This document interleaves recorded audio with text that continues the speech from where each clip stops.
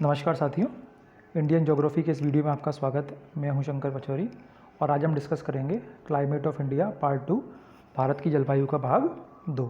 ये वीडियो ज़्यादा बड़ा नहीं होगा, छोटा ही रहेगा, क्योंकि इसमें हम सिर्फ क्या है कि दो जो हमारे सीज़न हैं, दो हमारी ऋतु हैं, उनको डिस्कस करेंगे, जैसे शरद ऋतु ऑटम सीज़न और तथा ग्रीष्म ऋतु समर सीज़न। ठीक है, इसके बाद में हम रेनी सीज़न लेंगे, वर्षा ऋतु लेंगे, और वो काफ़ी बड़ा हिस्सा है, तो उसको डिस्कस हम डिटेल में करेंगे ताकि आपको 1 बाय 1 सारे पहलू समझ में आ जाएं। वो ज़्यादा कॉन्सेप्चुअल है, इसमें थोड़े बहुत कॉन्सेप्ट है, मेनली क्या है फैक्ट हैं। चलिए आइए शुरू करते हैं। ठीक है, तो अगली हम लेते हैं शरद ऋतु ऑटम सीज़न। ठीक है, अब जनरली क्या है कि ये इस चीज़ को हमें वर्षा ऋतु के बाद में पढ़ना चाहिए, क्योंकि इसका जो आगमन होता है वो वर्षा ऋतु के बाद में ही होता है। जो हमारा रेनी सीज़न है उसके बाद में हमारा ऑटम सीज़न आता है। ठीक है, लेकिन छोटा सा है और विंटर सीजन से, शीत ऋतु से रिलेटेड है, इसलिए मैं इसको क्या है यहीं पे करा रहा हूँ। इसका काल जो है वो ड्यूरेशन है वो मेनली 15 सितंबर से 15 दिसंबर तक माना जाता है। अब ये 15 सितंबर या 15 दिसंबर है, ये कोई एकदम फिक्स डेट नहीं है, ये आगे पीछे भी हो सकती है। इसको आप 15 सितंबर से 14 दिसंबर भी ले सकते हैं, 16 दिसंबर भी ले सकते हैं, क्योंकि ये वेदर के फिनोमेना है, ये क्लाइमेट के फिनोमेना है, ये आगे पीछे भी क्या है हो सकते हैं। ठीक है, एक पॉइंट और है कि इसको हम लौटता हुआ मानसून या रिट्रीटिंग मानसून भी बोलते हैं। अगर टेक्निकली आप देखेंगे तो जो रिट्रीटिंग मानसून का ड्यूरेशन होता है वो आपका 15 सितंबर से लेके और फेब तक, या मैं कह सकता हूँ कि फेब एंड तक, फरवरी के अंत तक ये चलता है। ठीक है, तो जो लौटता हुआ मानसून है वो मेनली आपका शरद ऋतु में प्लस शीत ऋतु में भी क्या होता है, ये प्रभावी रहता है। समझ गए बात को? ठीक है, रिट्रीटिंग मानसून का जो सीज़न है या रिट्रीटिंग मानसून का जो ड्यूरेशन है वो आपका शरद ऋतु ऑटम सीजन को भी कवर करेगा और वो आपका विंटर सीजन या शीत ऋतु को भी कवर करेगा। ठीक है, चलिए अब यहाँ पे एक कॉन्सेप्ट देखते हैं कि इसमें क्या होती है कि इस सीज़न के अंदर, ये मैंने आपको पहले ही बता चुका हूँ, ऑन एन एवरेज 3% जो टोटल रेनफॉल है वो हमको ऑटम सीजन में या शरद ऋतु में मिलता है। ठीक है, अब यहाँ पे क्या है कि उत्तर भारत जो हमारा नॉर्थ इंडिया, वहाँ पे क्या है बारिश नहीं होती है, नॉर्थ इंडिया ड्राई रहता है। और आप देखेंगे कि मिड सितंबर या सितंबर एंड के बाद में हमारे यहाँ बारिश होना बंद हो जाती है, और फिर जो अक्टूबर का महीना आता है, ठीक है, जो हमारा 9 देवी के जो त्यौहार रहते हैं या दशहरा रहता है या दिवाली से थोड़े से जो पहले का समय है, ठीक है, फिर जो हमारी दिवाली होती है तो उस टाइम पर आप जनरली देखेंगे तो बारिश नहीं होती है। ठीक है, तो नॉर्थ इंडिया में क्या होती है कि वो ड्राई रहता है। अब इसके अंदर एक इम्पॉर्टेंट चीज़ और है, वो अपन थोड़ा सा यहाँ पे देखते हैं कि भैया इसमें शरद ऋतु में ऑटम सीजन में क्या हो रहा है। शरद ऋतु के अंदर जैसे ये क्या हो गया, हमारी अरेबियन सी हो गई, अरब सागर हो गया, और ये हमारा बे ऑफ बंगाल हो गया, बंगाल की खाड़ी। तो इस सीज़न में क्या होता है कि यहाँ पे छोटे छोटे ट्रॉपिकल साइक्लोन्स क्या हैं बन जाते हैं। ये जो मैंने आपको ये दिखाया है हेलिकल स्ट्रक्चर से यहाँ पे, ठीक है, तो ये वाले जो हैं 1 और 2, ये क्या हो गया आपके अरेबियन सी के हो गए, 3, 4 और 5 जो मैंने आपको यहाँ पे बताया है ये आपके बे ऑफ बंगाल के हो गए। ठीक है, तो अरेबियन सी में यानी अरब सागर में तथा बंगाल की खाड़ी बे ऑफ बंगाल में क्या होते हैं, ट्रॉपिकल साइक्लोन्स क्या होते हैं, पैदा हो जाते हैं। समझ गए बात को? अब देखिए इसकी एक इंपॉर्टेंट कैरेक्टरिस्टिक्स होती है कि ये ट्रॉपिकल साइक्लोन्स होते हैं, ये मूव करते हैं। कहाँ से मूव करेंगे? ये ओशन से या समुद्र से मूव करेंगे लैंड मास की तरफ। ठीक है, ऐसे ही जो ये अरेबियन सी का मूवमेंट दिखाती है, बे ऑफ बंगाल में जो हो रहे हैं ये भी क्या करेंगे कि ये ओशन में पैदा होंगे, ठीक है, समुद्र के अंदर, और ये क्या होगा लैंड मास की तरफ चलेंगे। समझ गए बात को आप? तो जनरली जो बे ऑफ बंगाल में जो पैदा होते हैं उनकी डायरेक्शन जो होती है वो होती है हमारी नॉर्थ ईस्ट से साउथ वेस्ट, यानी इस डायरेक्शन में ये चलते हैं। ठीक है, चलिए, तो अब अगर ये पैदा होंगे तो ऑब्वियस सी बात है कि ये जो हमारा कोस्ट है, इस कोस्ट पे और इस कोस्ट पे क्या होंगे, ये बहुत ज़्यादा बारिश करेंगे। ठीक है, और यहाँ का क्या करेंगे, वेदर को क्या करेंगे, डिस्टॉर्ट कर देंगे। आप देखते भी होंगे कि आंध्र प्रदेश में ये तूफान आ गया, उड़ीसा में तूफान आ गया, तमिलनाडु में तूफान आ गया, तो इसी सीजन में मेनली आते हैं। ठीक है, तो ये जो मैंने आपको बताया है कि इस सीजन में क्या होती है कि नॉर्थ इंडिया जो है हमारा उत्तर भारत वो ड्राई रहता है, लेकिन बंगाल की खाड़ी और अरब सागर में क्या होते हैं, उष्णकटिबंधीय चक्रवात ट्रॉपिकल साइक्लोन्स क्या होते हैं हमारे पैदा हो जाते हैं। समझ गए बात को? और ट्रॉपिकल साइक्लोन्स क्या करते हैं, हमारे जो मेनली पूर्वी तट है जैसे आंध्र प्रदेश है, उड़ीसा है या तमिलनाडु है, इसमें क्या करते हैं, भारी वर्षा करते हैं। समझ गए बात को? तो ये क्या करेंगे, यहाँ पे भारी वर्षा करेंगे। और इसी प्रकार से जो हमारा पश्चिमी तट है जिसमें कुछ तमिलनाडु का हिस्सा है, केरल का हिस्सा है, ठीक है, या फिर हमारा कर्नाटक का हिस्सा, वहाँ पे भी क्या है कि ये उष्णकटिबंधीय चक्रवात या ट्रॉपिकल साइक्लोन क्या करते हैं, वर्षा कराते हैं। ठीक है, तो ये पॉइंट आपको क्लियर हो गया। क्लियर है कि वर्षा ऋतु के आगमन के बाद आता है, इसका ड्यूरेशन ये है, लौटता हुआ मानसून या रिट्रीटिंग मानसून बोलते हैं, और उत्तर भारत में ड्राई रहता है, लेकिन बंगाल की खाड़ी और अरब सागर में क्या होते हैं, ये वर्षा करते हैं। ठीक है, समझ में आ गया होगा। चलिए अब थोड़ा ग्रीष्म ऋतु लेते हैं। ग्रीष्म ऋतु थोड़ी सी इंपॉर्टेंट है, उसको यहाँ पे देखते हैं। जो ग्रीष्म ऋतु का या समर सीजन का ड्यूरेशन है वो हमारा क्या है, मिड मार्च से लेकर मिड जून तक रहता है। यानी अभी जो हमारी मई चल रही है, मई का मंथ है, तो ये किस में है, हमारी समर सीजन या ग्रीष्म ऋतु के अंदर आएंगे।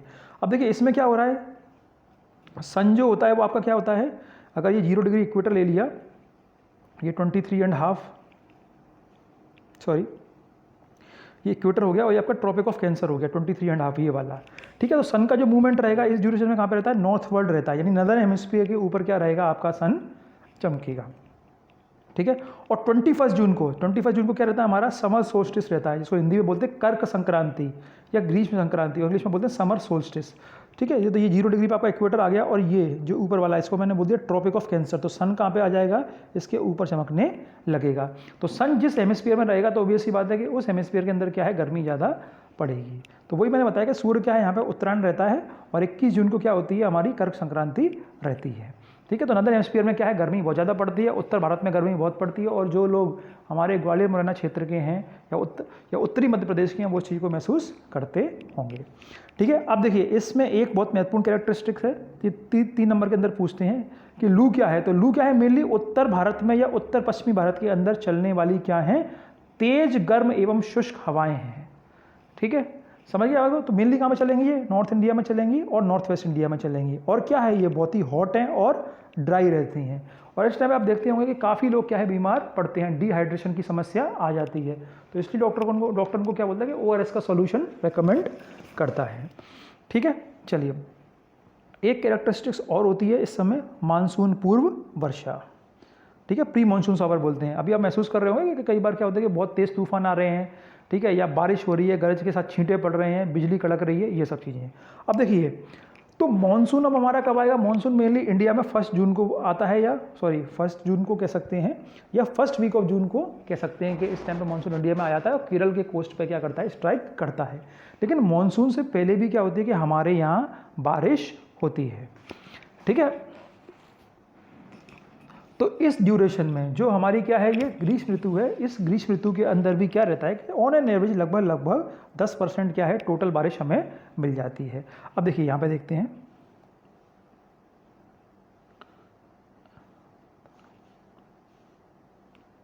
ठीक है, ये क्या हो गया, हमारा पेनिनसुलर इंडिया हो गया, ये आप देख रहे हैं, ये पेनिनसुलर इंडिया हो गया। अब यहाँ पे क्या होता है कि हम डिस्कस कर रहे हैं यहाँ पे मानसून पूर्व वर्षा, प्री मानसून शावर बन कैसे रहे हैं। ये देखिए, ये हो गई हमारी साउथ ईस्ट डायरेक्शन, और साउथ ईस्ट डायरेक्शन से क्या है, आर्द्र समुद्री पवनें आ रही हैं। आर्द्र समुद्री पवन इंग्लिश में बोलेंगे हम इसको ह्यूमिड ओशन विंड। ठीक है, ऐसी हवाएं जो कहाँ से आ रही हैं, आपकी ओशन के ऊपर से आ रही हैं, समुद्र के ऊपर से आ रही हैं। ठीक है, और ये क्या है, ये आर्द्र है, ये ह्यूमिड है, इनके अंदर क्या है, मॉइस्चर है, यानी कि पानी की मात्रा काफ़ी ज़्यादा है। और कौन सी डायरेक्शन से आ रही हैं, साउथ ईस्ट से, दक्षिण पूर्वी से। ठीक है, अब देखिए इधर हमारा क्या है, लैंड मास है। ठीक है, तो लैंड मास के ऊपर क्या है, शुष्क, मतलब बिल्कुल ड्राई क्या है, विंड चलेंगी, और ये क्या होती हैं, धूल भरी होती हैं। ठीक है, धूल भरी आंधी भी इनको कह सकते हैं। अब धूल भरी आंधी कैसे चल रही है, आप ये देखिए कि ये अगर कोई लैंड मास है, ठीक है, और ये बिल्कुल क्या है, यहाँ पे गर्मी बहुत ज़्यादा है। ठीक है, तो ये उसके आसपास की धूल होगी। ठीक है, अब यहाँ से क्या है, बहुत तेज़ हवा चलने लगी, गर्मी ज़्यादा है तो ये क्या हो जाएंगी, इसका टेम्परेचर ज़्यादा हो जाएगा, और ड्राई है क्योंकि आसपास कोई वाटर बॉडी नहीं है, और जो नीचे की धूल है इसको क्या करेगी, ये अपने साथ में पिक कर लेगी, और पिक करने के बाद में क्या हो जाएगी, धूल भरी आंधी चलने लगेगी। तो वही मैंने बताया आपको कि देखिए ये जो चीज़ दिख रही है, ये है स्थलीय शुष्क धूल भरी आंधी, और ये क्या है, आपकी आर्द्र समुद्री पवनें हैं। ठीक है, अब जब ये दोनों मिल जाएंगी, तो ये मिलती हैं, तो ये क्या है, एक तूफान का रूप ले लेती हैं ऐसे। तो उसी तूफान को क्या है, मैंने यहाँ पे इंडिकेट किया है।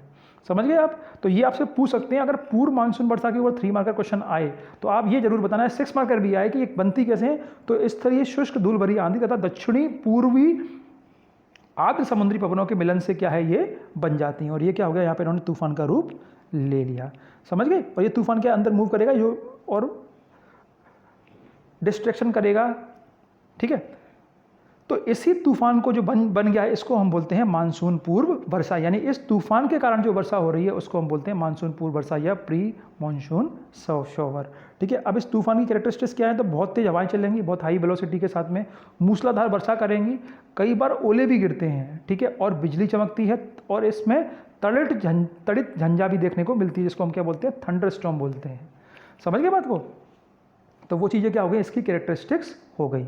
तो मानसून पूर्व वर्षा अगर आपसे पूछेंगे तो एक आप इसके अंदर इसकी मैन्युफैक्चरिंग बता सकते हैं, इसका जनरेशन बता सकते हैं, जेनेसिस की ये बन कैसे रहा है, ठीक है, और इसकी कैरेक्टरिस्टिक्स की हवाएं बहुत तेज चलती हैं, मूसलाधार वर्षा कराती हैं, ओले गिरते हैं, बिजली चमकती है, और साथ ही तड़ित झंझा की हमें क्या है, घटना या फिनोमेना देखने को मिलता है। जनरली बिजली चमकना और तड़ित झंझा क्या है, एक दूसरे के एक ही सिक्के के क्या है, दो पहलू हैं। ठीक है, चलिए अब क्या है कि इसमें ये फैक्चुअल पॉइंट है, ये आपको थोड़े याद रखने हैं। मॉनसून पूर्व वर्षा के क्या है, काफ़ी सारे स्थानीय नाम हैं, इनको लोकल नेम से भी क्या है, जाना जाता है। जैसे इसको एक नाम दिया था नॉर्वेस्टर, ये आप ध्यान रखिएगा, नॉर्वेस्टर इसको कहाँ बोलते हैं, तो मेनली बोलते हैं ईस्टर्न इंडिया में, पूर्वी भारत में। और क्या होता है कि यहाँ पे पूर्वी भारत के कौन कौन सी जगह हैं, तो मेनली पश्चिम बंगाल है, बिहार है, झारखंड है और उड़ीसा है। समझ के बात आपको? तो नॉर्वेस्टर कहाँ बोलेंगे इसको, पश्चिम बंगाल में, बिहार में, झारखंड में और उड़ीसा में, ठीक है, पूर्वी भारत में। और ये क्या है, चाय, जूट और चावल की खेती के लिए क्या है, बहुत ही बेनिफिशियल होती है। समझ गए बात को? तो ये किसके लिए बेनिफिशियल है, चाय, जूट, चावल के लिए बहुत ही ज़्यादा बेनिफिशियल है नॉर्वेस्टर। और इसी नॉर्वेस्टर को उड़ीसा में क्या है, चाय वर्षा का नाम भी दिया जाता है, चाय वर्षा भी कहते हैं। ठीक है, ये प्रीलिम्स के भी इंपॉर्टेंट है, प्रीलिम्स में पूछ लेंगे नॉर्वेस्टर कहाँ पे बोला जाता है, नॉर्वेस्टर क्या है, ये सब थोड़ा ध्यान रखिएगा, या मेंस के अंदर भी पूछ सकते हैं।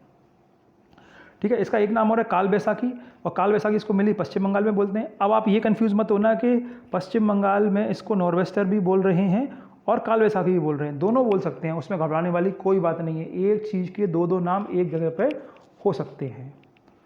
ठीक है, अब क्या है, इसको चेरी ब्लॉसम या कॉफ़ी वर्षा भी बोलते हैं, और चेरी ब्लॉसम या कॉफ़ी वर्षा मेनली कर्नाटक और केरल में बोला जाता है। ठीक है, इससे क्या बेनिफिट होता है कि जब ये वर्षा होती है तो कॉफ़ी के फूल क्या हैं, खिलने लगते हैं, अर्थात कॉफ़ी के फूल खिलने में क्या होती है, ये बहुत ही सहायक होती है। ठीक है, लास्ट इसका एक नाम और है आम्र वर्षा बोलते हैं, और आम्र वर्षा क्या है, मेनली दक्षिण भारत में बोलते हैं, और दक्षिण भारत का भी मेनली क्या है, केरल एरिया में क्या है, इसको आम्र वर्षा कहा जाता है, क्योंकि आम के पकने में, राइपनिंग ऑफ मैंगोज में क्या है, ये बहुत ही ज़्यादा बेनिफिशियल है।